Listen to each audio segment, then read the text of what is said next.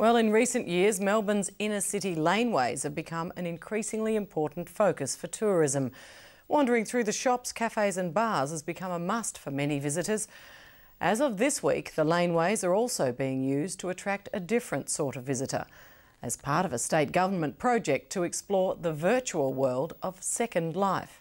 Matthew Stanley reports.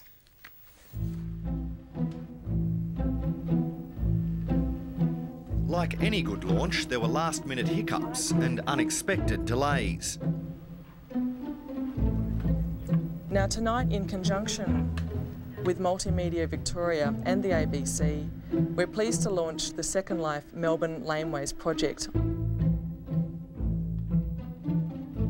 But at 7:20 last night, one of Melbourne's biggest tourism drawcards was officially added to the growing list of virtual destinations in the virtual world known as Second Life.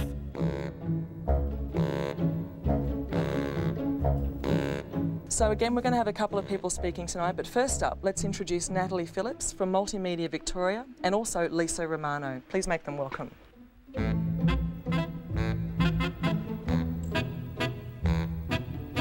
Virtual worlds are computer-generated landscapes that anyone with a computer can visit by assuming a computer-generated identity or avatar. Initially a sort of blank canvas, the places and people in Second Life are created by users.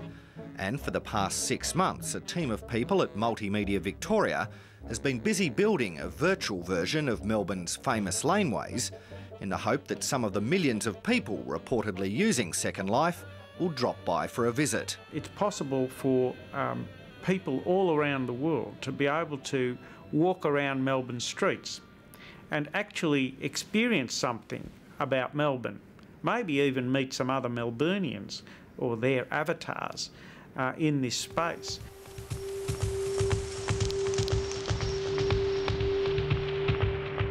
In Second Life, you can fly from place to place, accumulate virtual possessions, trade virtual goods and services, and meet other people.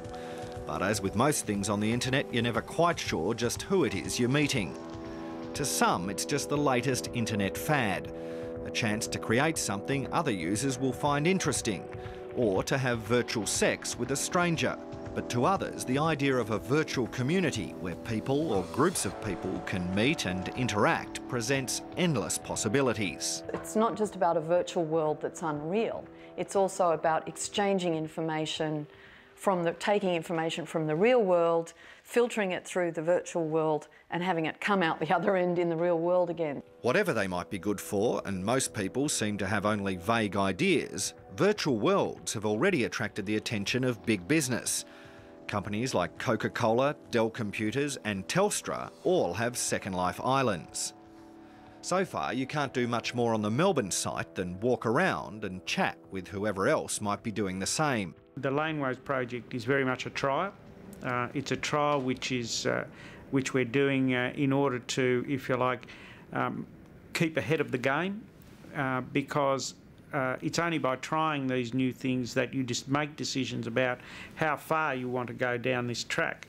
But we don't want to be the last ones dragging our heels. While most Second Life users are based in the USA and Europe, there are already people here using and doing business in virtual worlds. Keren Flavell's company films Second Life events for both a virtual audience and for real-world clients like Multimedia Victoria.